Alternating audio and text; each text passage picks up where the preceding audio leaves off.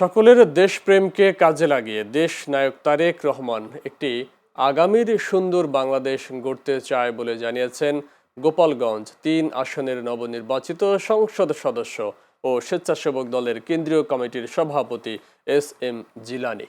বৃহস্পতিবার গোপালগঞ্জের কোটালীপাড়া উপজেলা পরিষদ হলরুমে বিভিন্ন দপ্তরের কর্মকর্তাদের সাথে মতবিনিময় সভায় প্রধান অতিথির বক্তব্যে তিনি একথা বলেন। তিনি আরো বলেন, গোপালগঞ্জের ৩টি আসনেই এখন জাতীয়তাবাদী দলের দখলে।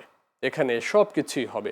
এখানের মানুষ উন্নয়নের কোনো কিছু থেকেই বঞ্চিত হবে না। উপজেলা নির্বাহী অফিসার শাগুপ্তা হকের সভাপতিত্বে অনুষ্ঠিত মতবিনিময় সভায় বিভিন্ন সরকারি দপ্তরের কর্মকর্তারা বক্তব্য রাখেন। মতবিনিময় সভা শেষে সংসদ সদস্য এস.এম. জিলানী উপজেলা স্বাস্থ্য কমপ্লেক্স পরিদর্শন করেন।